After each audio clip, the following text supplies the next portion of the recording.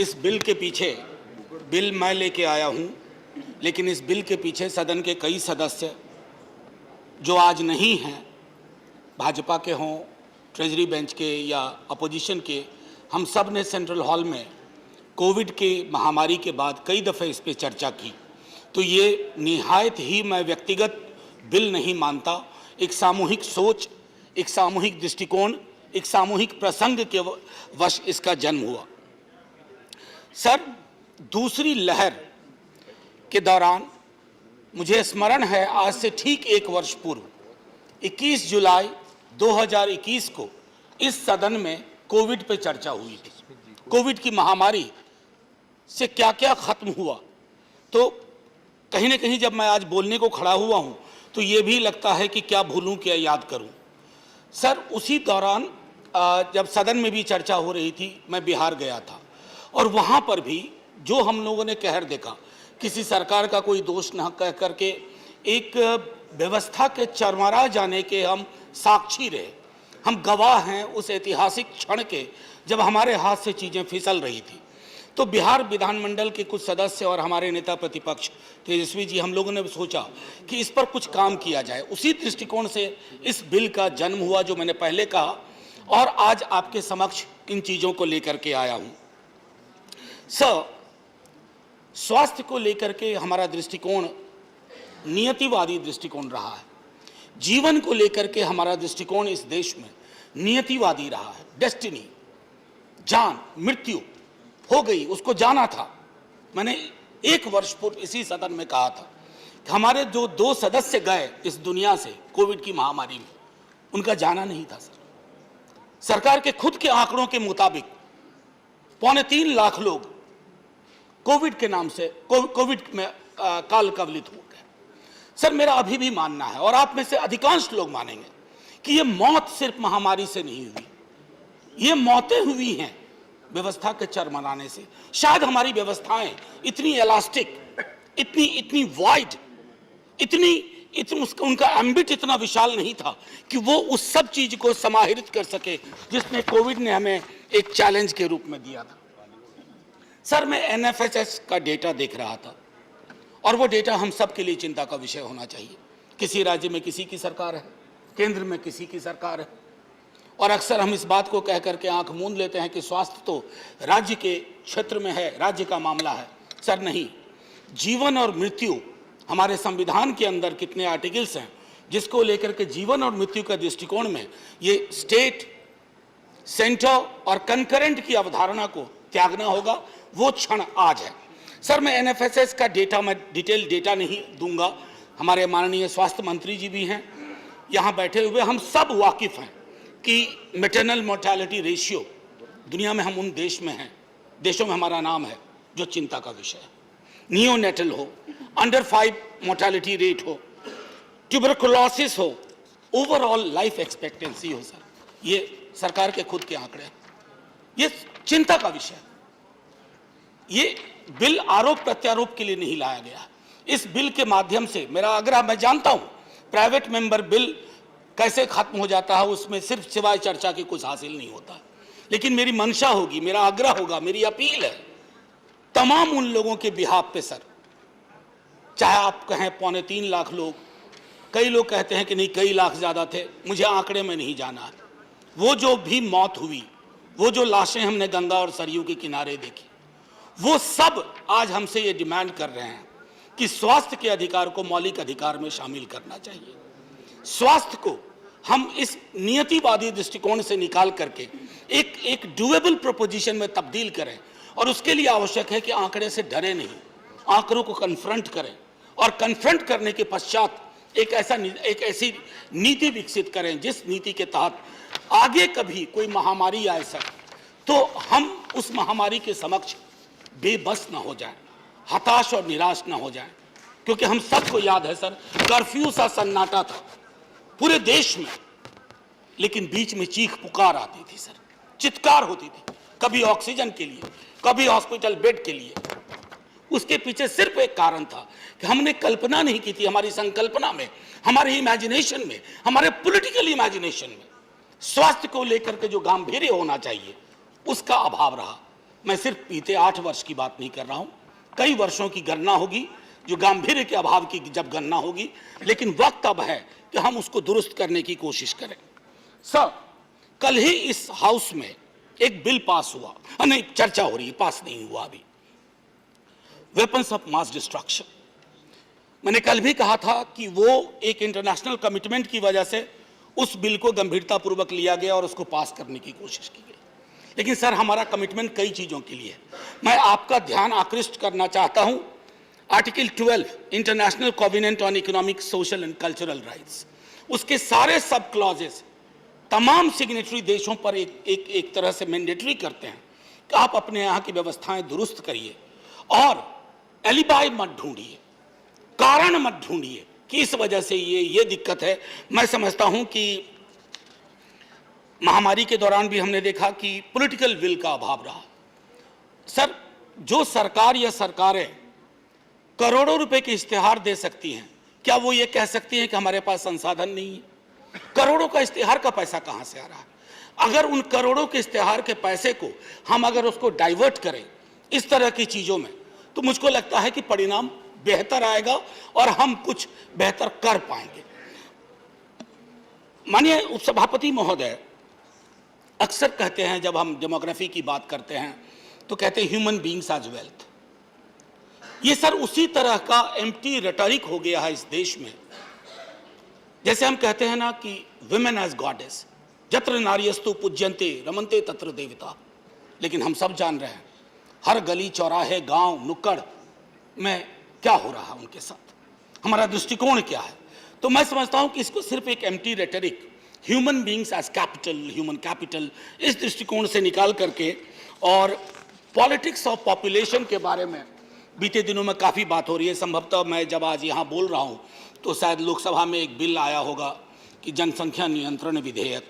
Sir, politics of population से निकल करके पॉलिटिक्स ऑफ लाइफ होनी चाहिए। How to ensure that, how to protect, how to make sure that nobody says goodbye to this world because the world did not have enough to make sure that he or she lives the kind of life he or she was expected to. मैंने पिछली बार भी कहा था, सदन को स्मरण कराना चाहता हूं, हमारे एक साथी वहां थे, एक साथी यहां थे, राजीव सातव, उनकी वैकेंसीज पे आई हैं रजनी जी साहब। सर, राजीव सातव, मैंने उस दिन भी कहा, और वहां हमारे साथी जो उड़ीसा से, सर ये कोविड से नहीं गए, हमारी व्यवस्थाओं की चूक की वजह से गए। और ये लाखों लोग जो इस देश में काल कवलित हुए, जिनकी मौत हुई, उसके लिए जिम्मेवार हमारी व्यवस्था है। और व्यवस्था कौन बना रहा? हम बना रहे हैं ना व्यवस्थाएं। इस पर गौर करने के लिए, इसलिए माननीय मंत्री महोदय, मैं ये बिल लेके आया। मैं जानता हूं ये बिल यहां नहीं पास होगा, लेकिन आपकी दृष्टि रहेगी, आपकी नजर होगी तो ये सरकार, सर प्राइवेट मेंबर बिल का इतिहास मैंने पूरा पढ़ लिया है सर, हाँ एक्सेप्ट करेंगे। और नहीं झा साहब आप बोल। सर, मैं सिर्फ ये कहना चाहता हूं कि कोई पॉलिटिकल पार्टी हो, इससे बड़ा कमिटमेंट आपका नहीं हो सकता। लोग सरकार क्यों चुनते हैं सर? सरकार लोग चुनते हैं आसमानी बातों के लिए नहीं चुनते हैं। चाहे आप चुने गए या कभी ये चुने गए या कभी आप चुने ना जाएं, ये चुने जाएं, ये जो भी होगा ये तय है कि आसमानी मुद्दों के लिए आपका चयन नहीं होता है। आप सरकारें चुनी जाती हैं जो मौलिक चीजें हैं। क्या मौलिक हो सकता है? जीवन से बेहतर और जीवन से उच्चतर, उसकी ओर मैं समझता हूं कि ध्यान आकृष्ट करना बहुत ही आवश्यक है। सर, कई लोगों ने समय समय पर आगाह भी किया है सरकार को, पेंडेमिक के पहले, पेंडेमिक के बाद और पेंडेमिक के दौरान।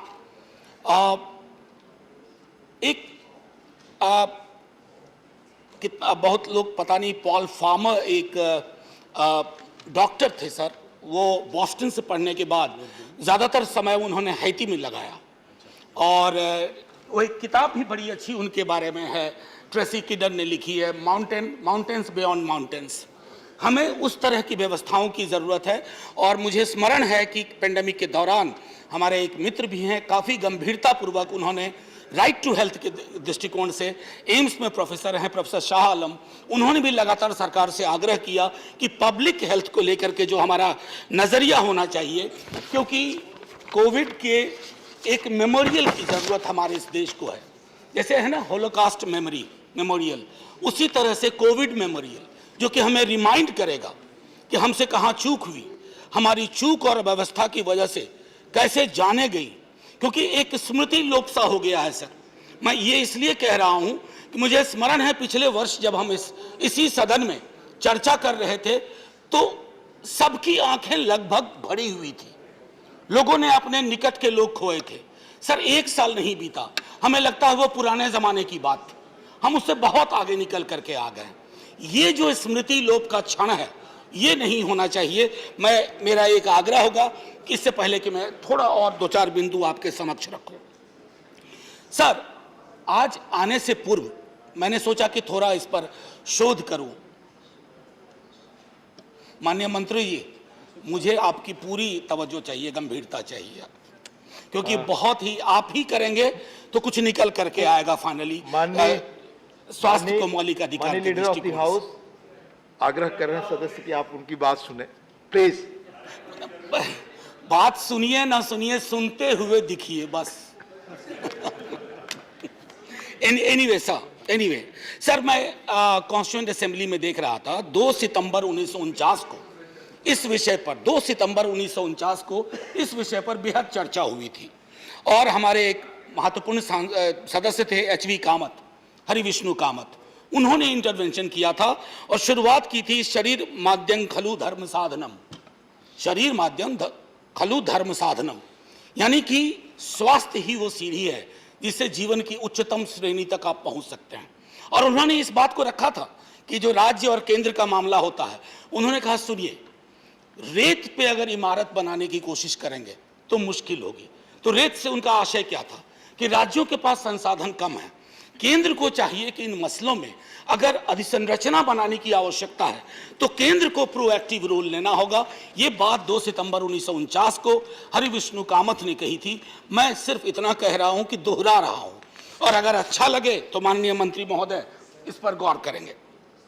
सर मैंने पहले कहा यह सिर्फ एक लीगल इश्यू नहीं है जो मैं यहां रख रहा हूं, it's a moral issue sir, moral issue because when an ordinary voter goes down to put the EVM button, he or she simply doesn't look at the candidates or the political parties. He or she looks at the possibility of widest possible imagination from the person he or she is voting. उसका तात्पर्य क्या है sir? उसका तात्पर्य ये है कि मुझे स्वास्थ्य, रोजगार जैसी चीजों को लेकर के मुझे बेगिंग बोल की लेकर के ना खड़ा होना पड़े। सर हाल के दिनों में बड़ी चर्चा होती है, मैंने इसी सदन में कहा था, कई दफा लगता है कि कई सारी चीजें रिपीट करनी पड़ती हैं। फ्रीबीज, मुफ्तखोरी, मुफ्त का ये राशन, मुफ्त की दवाई। सर मैंने कहा था प्लीज, ये आदमी को डिमीन कर रहा है आपके नागरिकों को। आप वेलफेयर स्टेट हैं अब तक थैंकफुली, और चूंकि वेलफेयर स्टेट हैं तो इसमें ये मुफ्त शब्द का इस्तेमाल बंद होना चाहिए। अब तक है मुफ्त शब्द के इस्तेमाल से ना आप बेटास एक मिनट, मुफ्त शब्द के इस्तेमाल से आप एक बड़ी आबादी को डिनाइग्रेट करते हैं, अपमान होता है उनका, और उनके नागरिकों के अपमान का अधिकार हम में से किसी को नहीं है। अरे आप देते क्या है? अनाज, एक वैक्सीन, ये आपकी रेस्पॉन्सिबिलिटी है। अपनी रेस्पॉन्सिबिलिटी को खैरात में तब्दील मत करिए। उत्तरदायित्व और खैरात में बहुत फर्क है। और मैं देख रहा हूं कि अधिकांश राज्य सरकारें भी इसी मॉडल को अपनाने लगी। उनको लगता है ये सबसे बढ़िया मॉडल है। करोड़ों के इश्तेहार छपवाओ लंबे लंबे और ये बताओ कि आपको हम मुफ्त में ये दे रहे हैं, मुफ्त में वो दे रहे हैं, मुफ्त में वो दे रहे हैं। नहीं साहब, आप मुफ्त में कुछ नहीं दे रहे। एक एक चीज के लिए उस व्यक्ति ने, नागरिक समूह ने पैसे दिए हैं। आज जो हम अट्टालिका खड़ी कर रहे हैं ना सामने, सेंट्रल विस्टा, वो भी उसी गरीब के पैसे, गरीब का भी पैसा उसमें, उससे तो ये दृष्टिकोण बदलने की भी सर आवश्यकता है। मैं सदन में पहले भी कह चुका हूं, हाथ जोड़ के विनती करता हूं, ये मुफ्त शब्द free, this should be done away with, it should be jettisoned, इसको उड़ा करके फेंक दिया जाए। यह शब्दावली हमारे लोकतंत्र को, उसकी गरिमा को, उसके चरित्र को शर्मसार करती है। Unparliament no sir, We'll examine it, British. Sir. We'll see. Sir We'll see. मैं सिर्फ इतना कहना, We will examine it, I have told you. Sir जीने का अधिकार, राइट, मैं के दृष्टिकोण से कहूं, ये पहला शुक्रवार है जब से मैं इस सदन में आया हूं, इतनी बड़ी संख्या में सदस्य। मेरा सबसे आग्रह होगा कि ऐसा ही माहौल रखें। जी सर, ऐसा ही माहौल रहना चाहिए सर, क्योंकि बाकी चीजें अपनी जगह, अगर लोकतंत्र को जिंदा रखना है ना, तो इतनी संवेदना सबके अंदर होनी चाहिए, अन्यथा लोकतंत्र के नाम पे इमारत बचेगी या संग्रहालय में चला जाएगा लोकतंत्र। एनीवे सर, मैं दूसरी चीज कह रहा था कि जीने का अधिकार की जब हम बात करते हैं, right to life, and which is a fundamental right, how do we address that right to life issue unless we have the corresponding rights available? And what are those corresponding rights?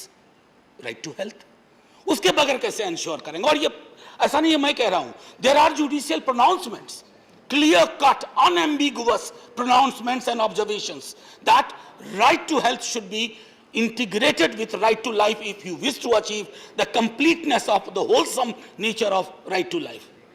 इतनी सी बात समझने में हमें पता नहीं क्यों विलंब होता जा रहा है। सर एक लैटिन उक्ति है, उबी जस Remedium, wherever there is a right there should be a corresponding remedy, and if there is a breach there should be corresponding action. अगर इस नजरिए से हमने अपने स्वास्थ्य की चीजों को देखा होता, आज ही सर हमारे सीनियर रामगोपाल जी यहां बैठे हुए हैं, आज माननीय मंत्री जी से बात कर रहे थे एक केस के बारे में, दिल्ली के एक अस्पताल ने आयुष्मान भारत वगैरह वो कार्ड नहीं लिया, 50 लाख का बिल बनाया। Sir correct me if I am wrong sir, Ramgopal ji sir, 50 lakh. I know my friends, they recovered from COVID, died of the shock of the long huge bills.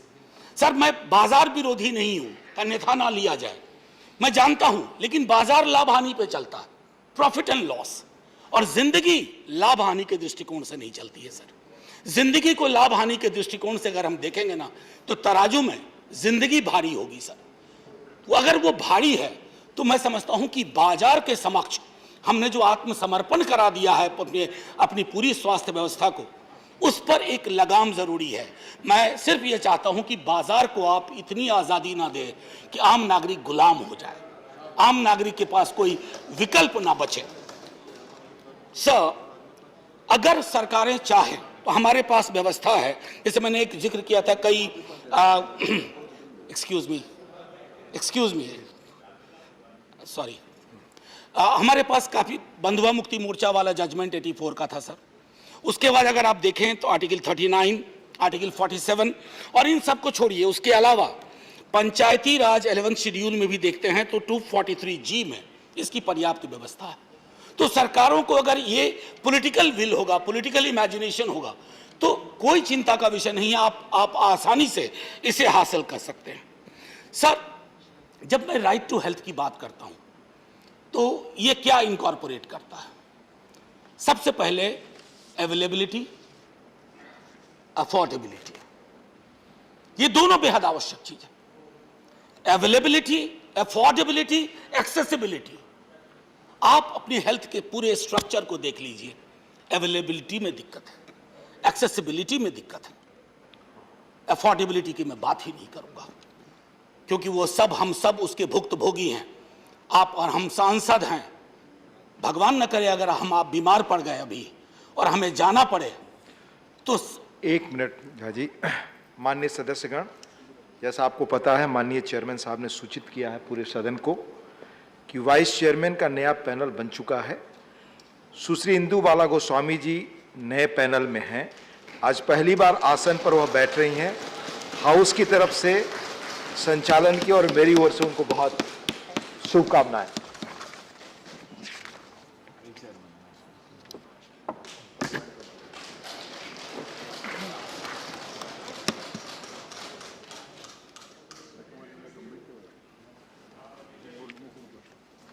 Please continue. Yeah. Thank you, Ma'am Vice Chairperson.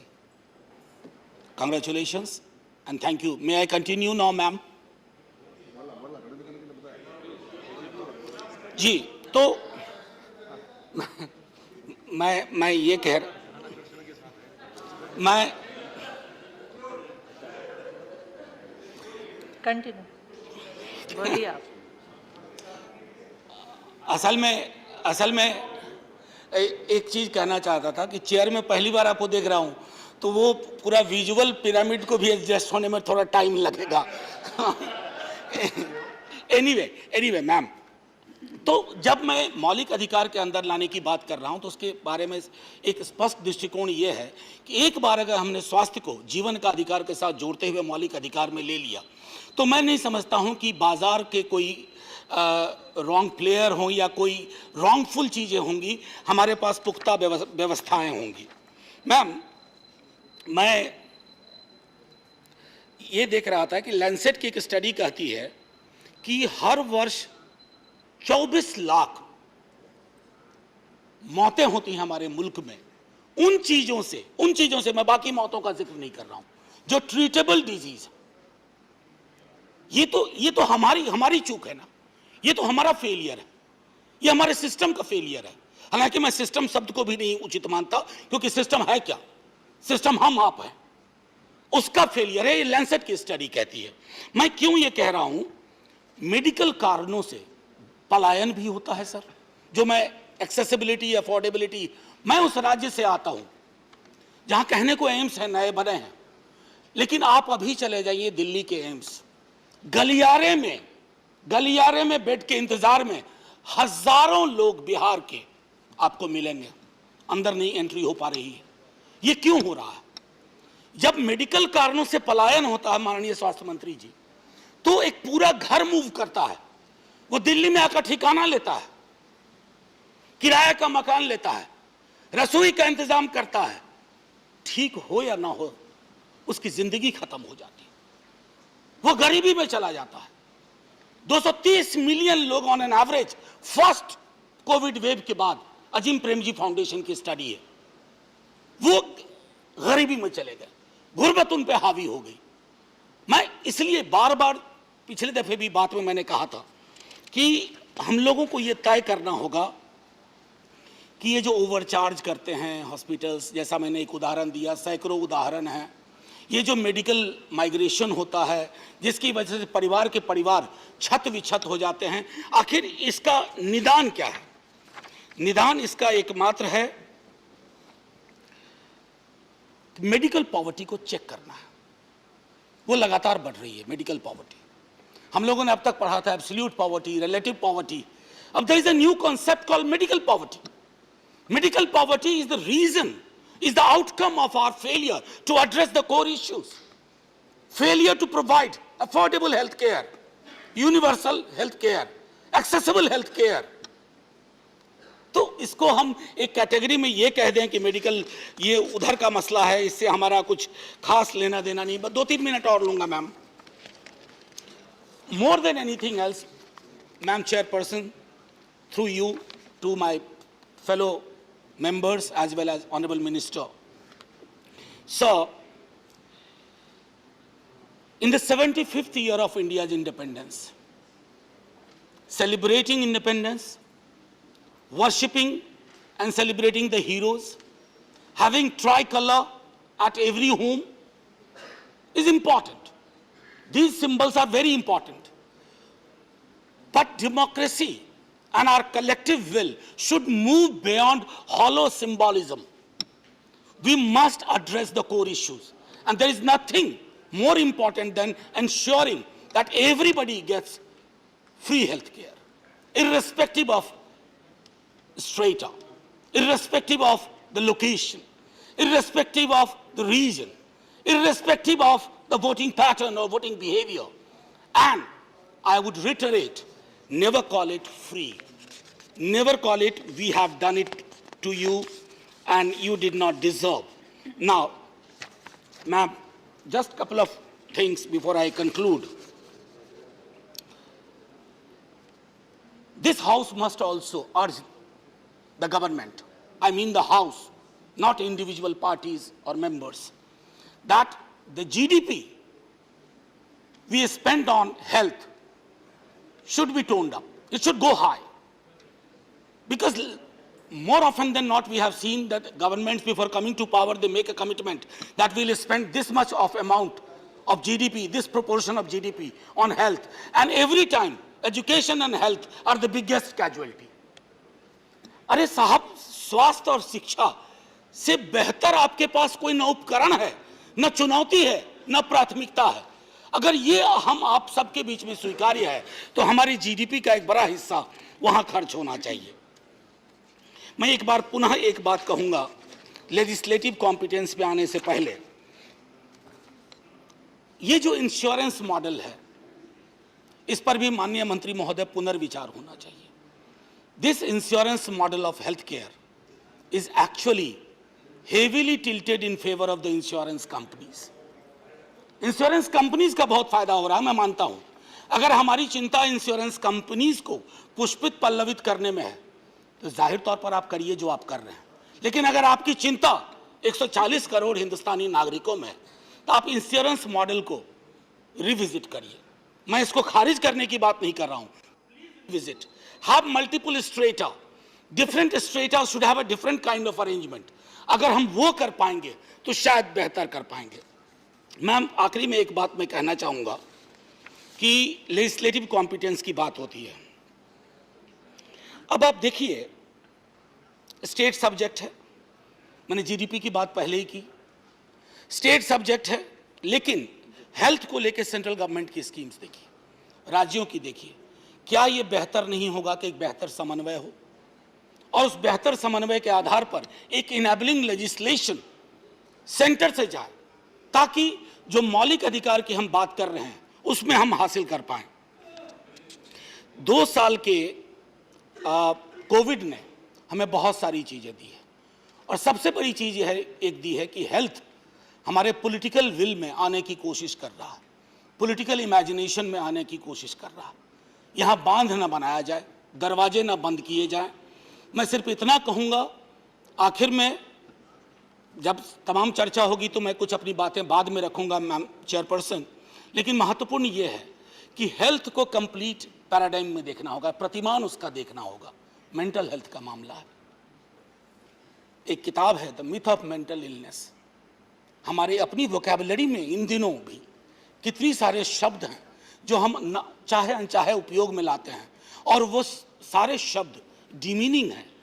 अगर हमारे देश का कोई नागरिक मानसिक रूप से स्वस्थ नहीं है, शारीरिक रूप से स्वस्थ नहीं है, तो कहीं ना कहीं हम सबको एक चुनौती देता है कि हम चूंकि अस्वस्थ हैं, हम उनके स्वास्थ्य को लेकर के चिंतित नहीं हैं। अतः ये छवियां हम देख पा रहे हैं। मैं पुनः आपका बहुत बहुत धन्यवाद देता हूं, सदन के अपने साथियों का। इस पर विशद चर्चा हो, ये चर्चा मैंने आरंभ में ही कहा था कि ये दलों के दायरे से परे है। जब मौत इस तरह की महामारी में आती है ना, तो वोटिंग पैटर्न देख के मौत नहीं आती है कि ये बीजेपी को वोट किया ये बचा रहेगा, ये कांग्रेस को वोट किया ये बचा रहेगा, ये जदयू को वोट किया बचा रहेगा, ये सीपीआई को वोट किया नहीं बचेगा। ऐसे नहीं, चूंकि ये दलों के दायरे से ऊपर है, हम सबको एक संकल्प लेकर के और सरकार से आग्रह करना होगा। मनसुख भाई हमारे हेल्थ मिनिस्टर साहब बैठे हुए हैं, बड़ी खुशी होगी कि अगर इसी सत्र में एक राइट टू हेल्थ के मसौदे पे विचार हो, ताकि एक संदेश जाए। वो जो लाखों लोग दुनिया से गए हैं ना, उनको श्रद्धांजलि अभी ढंग से नहीं मिली है। पहली बात तो हमने उनकी मौतों को माना ही नहीं कि कोविड से मरे हैं, और अब अगर मान भी लिया कहीं तो श्रद्धांजलि सभा नहीं हुई। ये सदन एक श्रद्धांजलि सभा भी है आज उन मौतों का, और उन मौतों को, मरे हुए व्यक्तियों को एक गारंटी है सदन की ओर से। हम बहुत जल्द वो व्यवस्था बहाल करेंगे कि आपकी श्रेणी में इस तरह की मौतें फिर ना हो। जय हिंद मैम, जय हिंद सर।